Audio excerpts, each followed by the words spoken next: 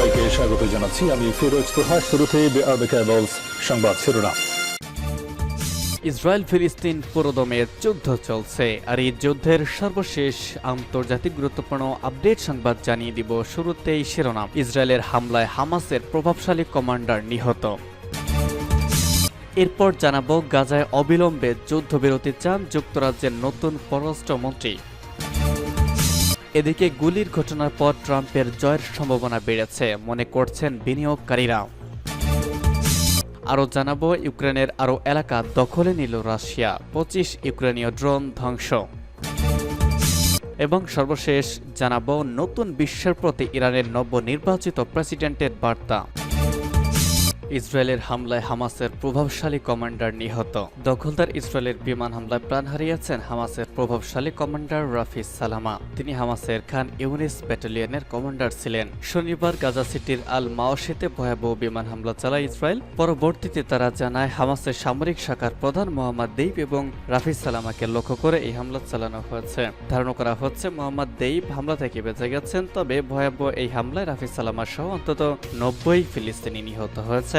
গাজার স্বাস্থ্য মন্ত্রণালয় এটিকে গণহত্যা হিসেবে অভিহিত করেছে। অবশ্য হামাস এখন পর্যন্ত রাফিজ সালামার মৃত্যুর বিষয়টি নিশ্চিত করেনি।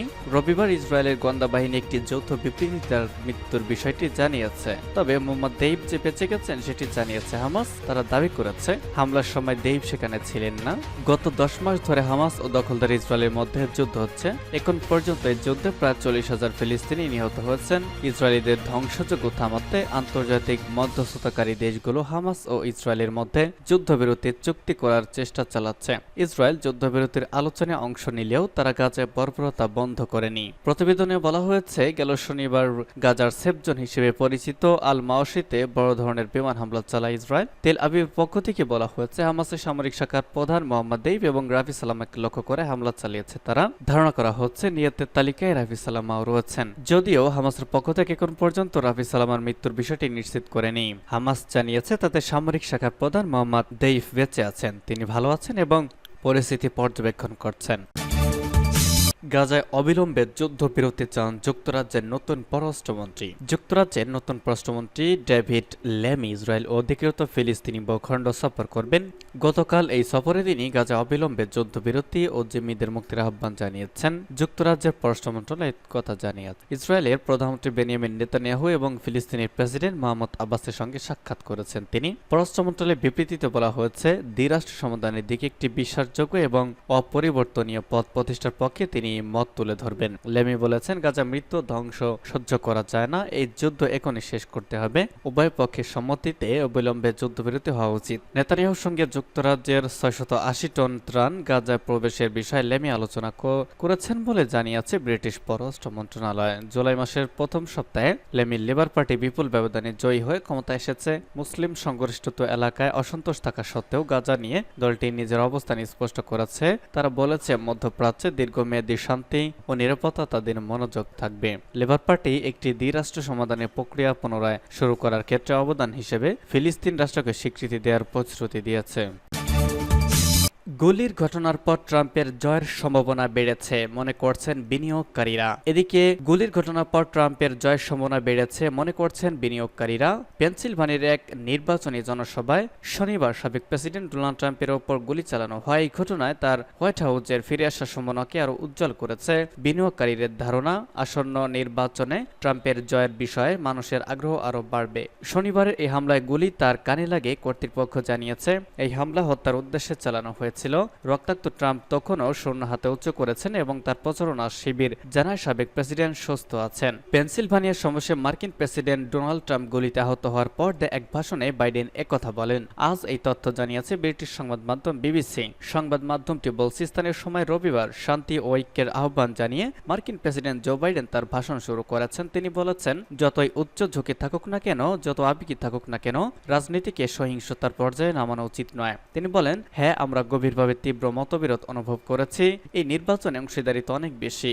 এই নির্বাচনের মাধ্যমে আগামী কয়েক দশকের জন্য আমেরিকা এবং বিশ্বের ভবিষ্যৎ গঠন হতে চলেছে। মার্কিন ডেমোক্রেটিক এই প্রেসিডেন্ট বলেন, কিন্তু রাজনীতি কখনোই আক্ষরিকভাবে যুদ্ধক্ষেত্র বা সৃষ্টিকর্তা না করুক হত্যার ক্ষেত্র হওয়া উচিত নয়। আমি বিশ্বাস করি রাজনীতি শান্তিপূর্ণ বিতর্কের ক্ষেত্র হওয়া উচিত। আমরা এমন একটি আমেরিকার পক্ষে দাঁড়িয়েছি যেখানে চরমপন্থা ও ক্রোধ নয়, বরং শালীনতা অনুগ্রহ থাকবে। নির্বাচন ঘনিয়ে আসার সাথে সাথে আমাদের সকলেরই এখন পরীক্ষার সময়। এই ঘটনা পরপরই ডলারের মূল্য বেড়েছে এবং বাজার আরও চাঙ্গা হওয়ার সম্ভাবনা দেখা দিয়েছে। ইস্ট ফ্রেইং ইনভেস্টমেন্টসের পোর্টফোলিও ম্যানেজার রং রেন গোহ মনে করেন, বাজারে এই বৃদ্ধির ধারা আরও কিছুদিন অব্যাহত থাকতে পারে। বিশ্বের বিভিন্ন দেশের নেতা ও যুক্তরাষ্ট্রের রাজনীতিবিদরা ট্রাম্পের ওপর হামলার নিন্দা জানিয়েছেন। টেসলার প্রধান ইলন মাস্কের মতো ব্যবসায়ীরা এবং নেতারাও যে ট্রাম্পের প্রতি তাদের সমর্থন প্রকাশ করেছেন। ইউক্রেনে আরও এলাকা দখলে নিল রাশিয়া। 25 ইউক্রেনীয় ড্রোন ধ্বংস। ইউক্রেনে রাশিয়ার জয়রথ চলছেই। পূর্ব ইউরোপের এই দেশটির আরও এলাকা দখলে নিয়েছে রুশ সামরিক বাহিনী। অন্যদিকে একই দিন ইউক্রেনের 25টি ড্রোন ধ্বংস করেছে রাশিয়া। আজ এক পৃথক প্রতিবেদনে তথ্য জানিয়েছে বার্তা সংস্থা রয়টার্স ও এএফপি। রয়টার্স বলছে, রাশিয়ার সামরিক বাহিনী ইউক্রেনের পূর্বাঞ্চলীয় দনতস্ক অঞ্চলের উরোজাইন গ্রামে নিয়ন্ত্রণ নিয়েছে বলে রাশিয়ার প্রতিরক্ষা মন্ত্রণালয় গতকাল জানিয়েছে। আর এই তথ্য নিশ্চিত হলে চলতি বছরের ফেব্রুয়ারি কৌশলগত শহর আবদিপকা দখল করার পর রুশ বাহিনীর ধারাবাহিক সাফল্যের মধ্যে এটি হবে সর্বশেষ সাফল্য। ইউক্রেনীয় ব্লগাররা বলেছেন, কিয়েভের বাহিনী রাশিয়ার দখলে থাকা শহর দনতস্কের দক্ষিণ পশ্চিমে গ্রামের নিয়ন্ত্রণ ছেড়ে দিয়েছে। অবশ্য ইউক্রেনের সেনাবাহিনী জানিয়েছে ওই এলাকায় এখনও লড়াই চলছে। রাশিয়ার প্রতিরক্ষা মন্ত্রণালয় টেলিগ্রামে বলেছে, সফল কর্মকাণ্ডের ফলস্বরূপ পূর্বাঞ্চলীয় বাহিনী দনতস্ক অঞ্চলের উরোজাইন এলাকার নিয়ন্ত্রণ নিয়েছে এবং তারা সেখানে অপসারণ ও নিষ্ক্রিয়কারী অভিযান চালাচ্ছে। রয়টার্স অবশ্য স্বাধীনভাবে ইউক্রেনীয় বা রাশিয়ান রিপোর্ট নিশ্চিত করতে সক্ষম হয়নি বলে জানিয়েছে বার্তা সংস্থাটি। এই গ্রামটি 2022 সালে ফেব্রুয়ারির শুরুতে রাশিয়ান নিয়ন্ত্রণে আসে, কিন্তু ইউক্রেন 2023 সালের জুলাই মকরি ইয়ালি নদীর কাছে বসতি পুনরায় দখলে নিয়েছে। এর আগে গতকাল সকালে এক প্রতিবেদনে ইউক্রেনের সশস্ত্র বাহিনীর জেনারেল স্টাফ বলেছেন, উরোজাইন এবং আশেপাশের এলাকায় 18টি হামলা চালিয়েছে রাশিয়া। অবশ্য একই দিন শেষ বিকালের প্রতিবেদনে ওই গ্রামের কথা উল্লেখ করা হয়নি। পরে ডিপ স্টেট নামের জনপ্রিয় একটি ইউক্রেনীয় সামরিক ব্লগ গতকাল উরোজাইন খবরের পতনের খবর জানায়। তারা বলেছিল, রাশিয়ান বাহিনী গ্রামের দক্ষিণে ব্যাপক আক্রমণ চালিয়েছে। এই ক্ষতিটিকে প্রতিরক্ষা বিপর্যয় হিসেবে বর্ণনা করে এই পেছনে তার কারণ তদন্ত করতে বলে উল্লেখ করা হয়েছে। তারা এদিকে ইউক্রেনের 25টি ড্রোন ধ্বংস করেছে রাশিয়া। মস্কোর প্রতিরক্ষা মন্ত্রণালয় আজ জানিয়েছে, রাশিয়া দেশের পশ্চিমে এবং ক্রিমিয়ায় রাতারাতি 22টি ইউক্রেনীয় ড্রোন ভূপাতিত করেছে। রুশ মন্ত্রণালয় এক টেলিগ্রাম পোস্টে বলেছে, গত রাতে ডিউটিতে থাকা এয়ার ডিফেন্স সিস্টেম 22টি ইউএভি ধ্বংস করেছে। এর মধ্যে 15টি ড্রোন রাশিয়ার সীমান্ত অঞ্চল ব্রানস্কে, 6টি ক্রিমিয়ার ওপর এবং একটি লিপেস্টস্কের ওপর ধ্বংস করা হয়। পৃথকভাবে কুরস্কের গভর্নর জানিয়েছেন, সেখানে আরও 3টি ইউক্রেনের ড্রোন ভূপাতিত করা হয়েছে। সর্বশেষ জানিয়ে দিব, নতুন বিশ্বের প্রতি ইরানের নবনির্বাচিত প্রেসিডেন্টের বার্তা।